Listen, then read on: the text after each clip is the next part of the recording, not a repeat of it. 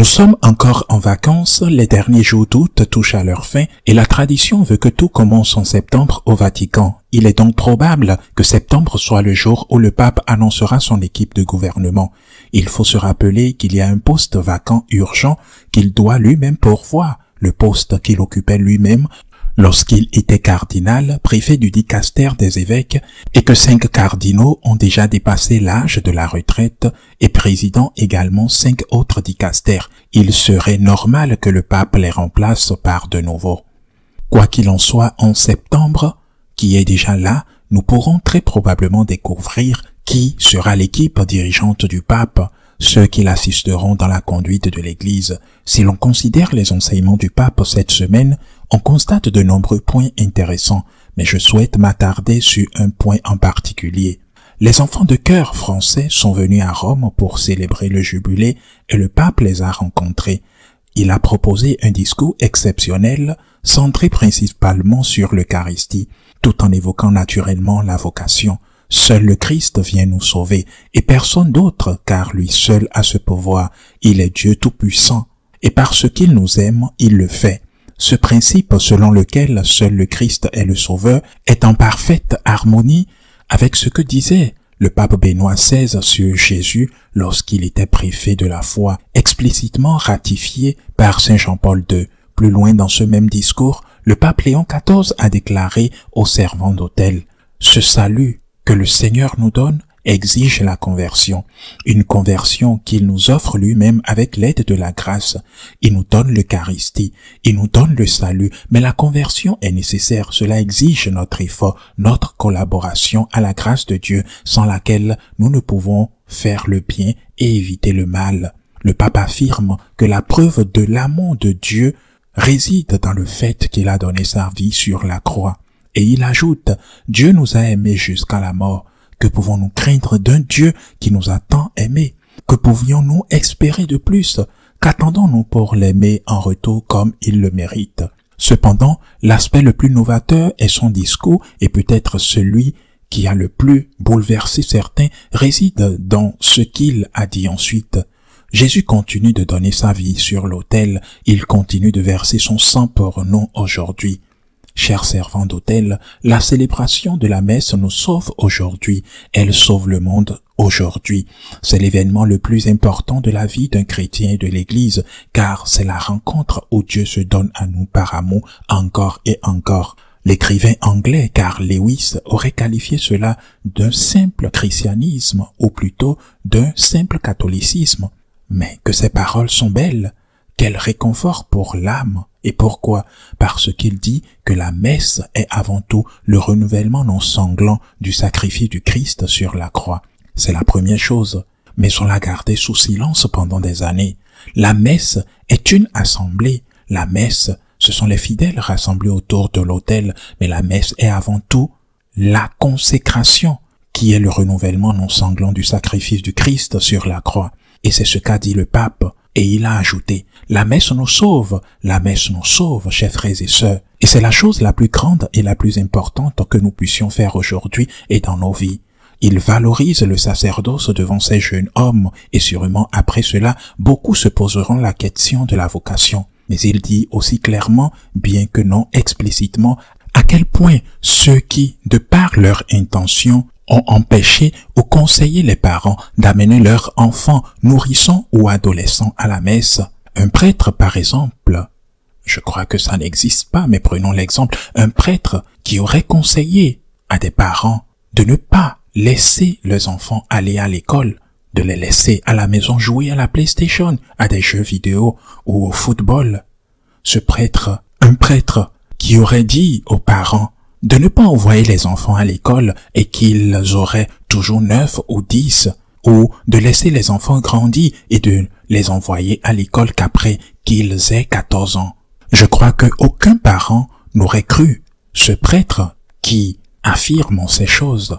Alors, une question se pose. Pourquoi ne pouvons-nous pas le faire pour la messe? Pourquoi ne pouvons-nous pas dire non?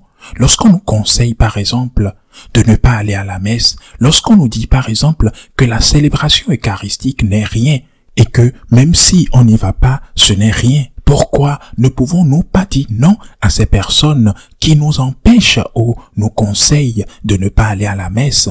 Alors, faut-il s'étonner de l'observance du dimanche chez les catholiques, que cela est décliné si brutalement? Le pape a dit aux enfants de cœur, on ne va pas à la messe par obligation, on y va par amour, parce qu'on ne peut pas la manquer, parce qu'on ne peut pas s'en passer. Mais cela ne veut pas dire qu'on y va par obligation. Et il ajoute, on y va par amour, je le répète.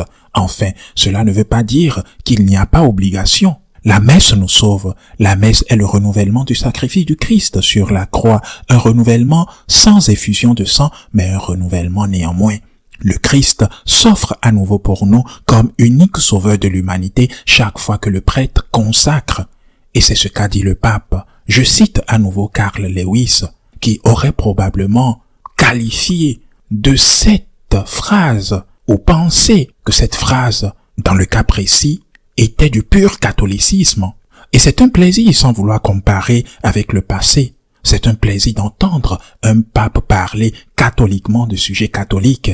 Quoi qu'il en soit, il y a eu d'autres événements cette semaine qui n'ont pas été aussi agréables, par exemple la situation à Gaza. C'est insupportable, intolérable. L'armée israélienne a maintenant demandé aux prêtres et aux religieux de quitter la paroisse de Gaza, la seule de toute la bande de Gaza, et ceux-ci soutenus par le patriarche latin de Jérusalem, le cardinal Pichbala, ont déclaré qu'ils ne partiraient pas. C'est un acte d'amour et de courage, celui de ne pas abandonner leur paroisse. Nous devons prier pour la paix à Gaza, la situation est effroyable. Et nous ne devons pas l'oublier. Nous devons également prier pour la libération des otages juifs toujours détenus par le groupe terroriste Hamas. Les deux, mettre fin à la guerre à Gaza et libérer les otages. Un autre événement plutôt désagréable cette semaine a été la fuite de certaines informations liées au discours prononcé lors de l'assemblée d'une association de prêtres catholiques aux États-Unis. Une association, bien sûr, qui ne représente pas tous les prêtres catholiques des États-Unis. Loin de là, c'est une petite association, mais elle fait beaucoup de bruit. Cette semaine, l'assemblée s'est tenue et le contenu de certains discours ont fuité. Plusieurs prêtres qui ont pris la parole publiquement ont défendu ouvertement l'homosexualité. Ils ont même affirmé que la masturbation était un moment de prière. Ils rejetaient également l'idée que les relations sexuelles hors du mariage constituaient un péché. Ils affirmaient même que qualifier cela de péché était culturellement absurde. Concernant la communion, ils affirmaient que le simple désir de recevoir la communion efface immédiatement tous les péchés mortels. Vous voulez communier et dès lors vous êtes dans la grâce de Dieu. Eh bien, parce que ces paroles ont été prononcées lors de cette assemblée de prêtres catholiques nord-américains en présence de pas moins de 3 cardinaux, Kupik de Chicago, Grégory, aujourd'hui à la retraite, et M.C. Elroy, actuellement cardinal archevêque de Washington. Ils étaient là et ont entendu et ont écouté en silence et ils n'ont pas intervenu. Devons-nous considérer cela comme obstacle sur le chemin du pape Léon? Pourquoi? Ou s'il ne dit rien, cela voudrait dire qu'il est d'accord? C'est le point de vue de plusieurs personnes. Et c'est faux. C'est faux. Ils lui mettent des bâtons dans les roues. Ils lui mettent des bâtons dans les roues pour l'empêcher d'avancer vers l'objectif d'unité dans l'Église. Mais en même temps, ils donnent des armes à ceux qui prétendent que le pape est d'accord avec tout cela s'il garde le silence. Il faut aussi dire que cette association de prêtres catholiques, je le répète, il s'agit d'une très petite minorité, a essayé de connaître le nombre de ses membres sur le web en utilisant différents moteurs de recherche.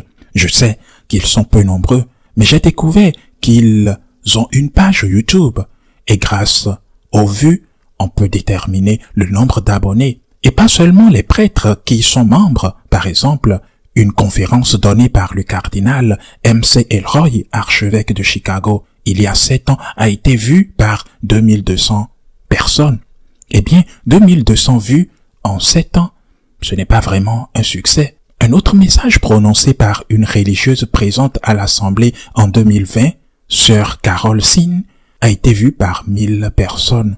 Et un autre message prononcé par une autre religieuse lors d'une assemblée il y a 7 ans a été vu par 558 personnes, celui de sœur Katharina Schutt. Ce n'est pas qu'ils agissent ainsi pour faire scandale et attirer l'attention pour que quelqu'un les remarque, car ils ne sont pratiquement personne. Quoi qu'il en soit, ce sont des choses sérieuses. 3 cardinaux étaient présents. Je reviens au pape Léon XIV, car beaucoup se demandent ce qui se passe et pourquoi il n'intervient pas. Ayons confiance qu'avec l'équipe dirigeante, petit à petit, il y a beaucoup à corriger. Au moins les problèmes les plus graves seront résolus. Prions pour la paix à Gaza, pour la paix en Ukraine. Prions également le Seigneur pour que le pape se laisse guider par l'Esprit Saint afin qu'il atteigne son objectif, l'objectif d'unité dans l'Église, toujours fondée sur la fidélité de l'Évangile, à la vérité qui est le Christ et qui est contenue dans la parole de Dieu. À la semaine prochaine, si Dieu le veut.